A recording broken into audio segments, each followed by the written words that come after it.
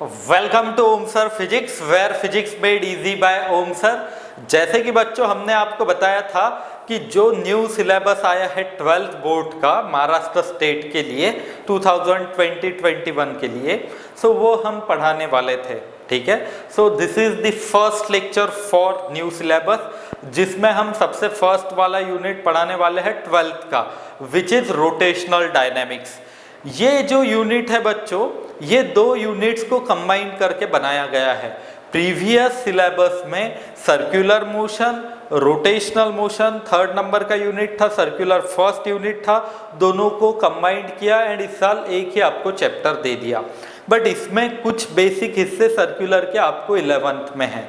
सो ये जो यूनिट है बच्चों रोटेशनल डायनेमिक्स, ये समझने के लिए कुछ आपको 11th के बेसिक कंसेप्ट्स पता होने चाहिए। अगर ये बेसिक कंसेप्ट्स आपके क्लियर है तो ये यूनिट आपको बहुत आसानी से समझ में आएगा। सो हमारा फर्स्ट टास्क है कि आपको 11th की थोड़ी जानकारी दी जाए, थोड़े 11th के कंसेप्ट पढ़ाए जाए।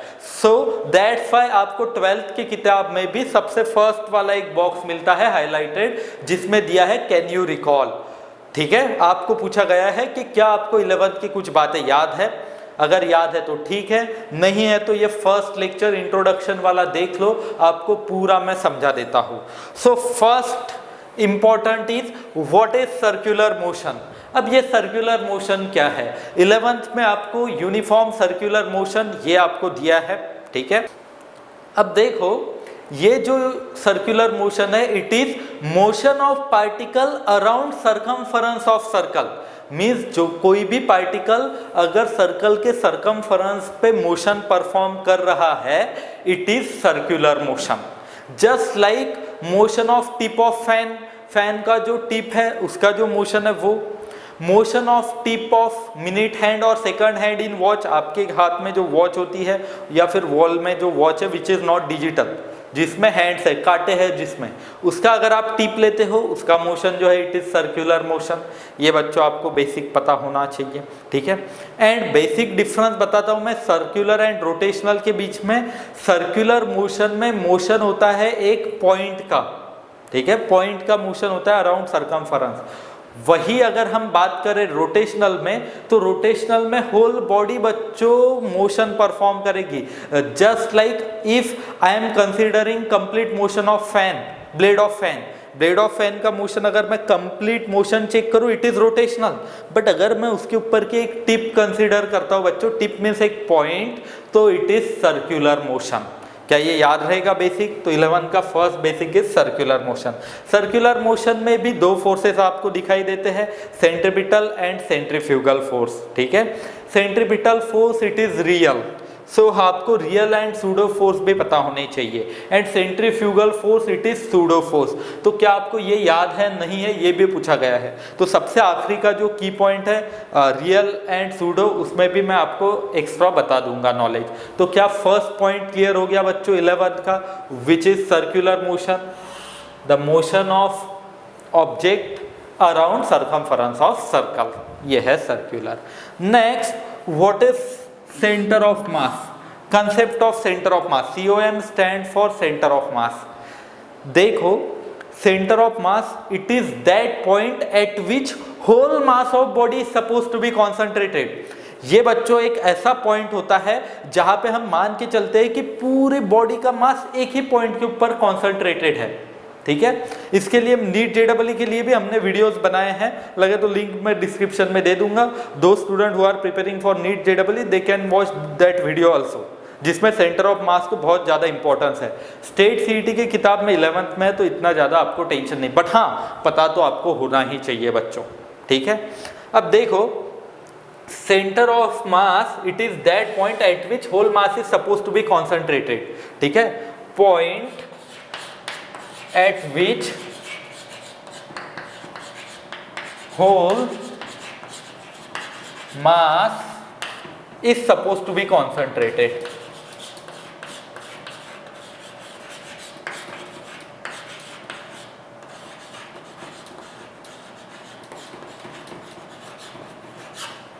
Whole mass is suppose to be concentrated, and ये कंसेप्ट बच्चों यूज होता है इफ सपोज मैं कार का मोशन लेता हूं। तो न्यूटन्स लॉज ऑफ मोशन जो है these are applicable for point masses only. Means if suppose point mass है तो उसके लिए आप न्यूटन्स लॉज ऑफ मोशन लगा सकते हो, ठीक है, जो 11th में टॉपिक है आपको दिया हुआ। सो इफ सपोज अगर कार ट्रेवल कर रही है, it is not point mass, तो फिर पॉइंट कहाँ पे लेना आपने, सेंटर ऑफ मास पे। मीन्स ये जो कंसेप्ट है बच्चों ये यूज होगा उस वक्त जिस वक्त आपको न्यूटन्स लॉज ऑफ मोशन इस्तेमाल करने हैं कंटिन्यूअस बॉडीज के लिए। एंड कंटिन्यूअस पूरी कार आप ड्रॉ करोगे एंड उसका मोशन फिर उसमें न्यूटन्स लॉ लगाओ, ये तो it will not be feasible.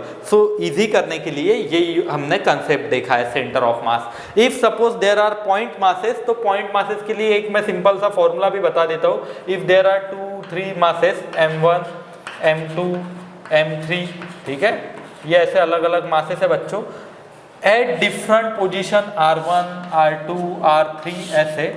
तो हम सेंटर ऑफ मास के लिए फॉर्मूला भी लिख सकते हैं RCOM, ये 11th में है बच्चों, m1 r1 plus m2 r2 plus m3 r3 upon m1 plus m2 plus m3। ये बेसिक सा एक बच्चों फॉर्मूला होता है सेंटर ऑफ मास के लिए।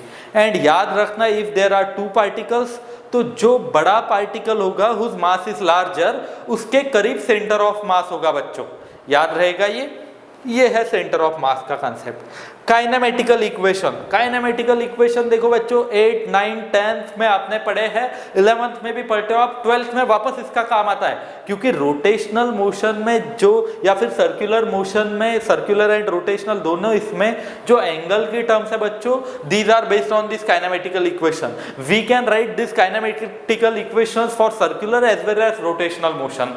सो मैं बेसिक आपको काइनेमेटिकल इक्वेशंस बता देता हूँ, ठीक है। First one is V is equal to U plus AT, ठीक है। Second one is S is equal to UT plus half AT square. And third one is V square equal to U square plus twice AS। ये है बच्चों 3 equations, ठीक है, kinematical equation. आपको SN के लिए भी एक आधा मिल सकता है, एक आधी किताब में ऐसा भी बोल देते हैं कि SN distance travelled in nth second equals to U plus A/2 2n minus 1, ये भी आपको लिख के मिलता है। बट ये जो हमने सभी लिख के दिया है बच्चों, इस नोटेशन के मतलब क्या होते हैं, ठीक है, मैं एक एक बता देता हूँ आपको। U जो है इट इज इनिशियल वेलोसिटी, ये क्या है बताओ, इनिशियल वेलोसिटी u, ठीक है। v जो है इट इज फाइनल वेलोसिटी, ठीक है, u initial velocity, v final velocity. a बच्चों a is nothing but acceleration, ठीक है। t it is time. Then s एक मिलता है आपको, s इट इज डिस्प्लेसमेंट। ये आपको नोटेशंस पता चाहिए। एंड ये जो SN लिखा है हमने, इट इज, ये भी आपको एक काम में आएगा, it is distance travelled in nth second. ये होता है बच्चों nth सेकंड में जो डिस्टेंस ट्रेवल किया गया है वो। सो आपको ये काइनेमेटिकल इक्वेशंस याद रखने हैं बच्चों, याद रहेंगे ये बेसिक, ये है सब कुछ बेसिक। अब लास्ट की पॉइंट देखते हैं which is real and pseudo force. Real forces जो हमें दिखाई देते हैं, जैसे मैं इसके ऊपर फोर्स अप्लाई करता हूँ ये मोशन में आ जाएगा, it is real force. But मैं इफ सपोज बच्चों आपको एक एग्जांपल देता हूँ, इससे आपको पूरा क्लियर होगा what is real and what is pseudo. If suppose आप कार में बैठे हो, ठीक है, एंड आपने कार कर ली एक्सेलरेट, तो आपको पीछे की तरफ एक फोर्स लगता है, आपको महसूस होता है थोड़ा पीछे की तरफ फोर्स। और उससे भी एक और बेस्ट एग्जांपल दूं, इफ आप लिफ्ट में खड़े हो, जैसे लिफ्ट ने ऊपर एक्सेलरेट करना स्टार्ट किया, आपको थोड़ा भारी सा महसूस होता है, ठीक है। एक आपको ऐसे लगता है कि आपके ऊपर एक फोर्स लग रहा है which is acting downwards. But ये सिर्फ तभी लगता है बच्चों व्हेन लिफ्ट इज एक्सेलरेटिंग। अगर लिफ्ट ने कांस्टेंट स्पीड से मूव करना स्टार्ट किया, जैसे आपने एक दो जो फ्लोर्स है वो क्रॉस कर लिए, तो कांस्टेंट वेलोसिटी है, तब नहीं मिलेगा आपको ये आपको पहले कुछ सेकंड के लिए ही मिलता है, आपको भारी सा महसूस होता है। ऐसे क्यों होता, ठीक है, इसके लिए एक फोर्स है जो हमें डायरेक्ट तो दिखाई नहीं दे रहा, मीन्स रियल तो है नहीं। एंड इफ सपोज मुझे न्यूटन्स लॉज ऑफ मोशन को अप्लाई करना है ट्रूली करेक्टली, तो हमें और एक फोर्स लेना होगा जिसे हम नाम देंगे बच्चों pseudo force, which is not real. क्या आपको ये समझ में आया? एंड ये लेना होगा बच्चों आपको अपोजिट डायरेक्शन ऑफ मोशन के, ठीक है। फॉर एग्जाम्पल ये सपोज एक कार है, ठीक है, अगर ये ऐसे ट्रेवल कर रही है, आपका मास m है, तो so if it is accelerating, तब जो पीछे आपके ऊपर एक कुछ हम सूडो फोर्स लेंगे विच इज ma। तो ये है बच्चों दिस फोर्स। एंड ये फोर्स तभी एक्ट होता है जब बॉडी एक्सेलरेटेड है या फिर एक्सेलरेटेड फ्रेम ऑफ रेफरेंस में। तो ये बच्चों कुछ 11th के कंसेप्ट्स है जो आपको पता होने चाहिए, अगर ये आप अच्छे से करते हो। सो नेक्स्ट जो मैं आपको लेक्चर में पढ़ाने वाला हूँ वो आपको समझ में आएगा। सो इसे पॉज करो एंड लिख लो अच्छे से।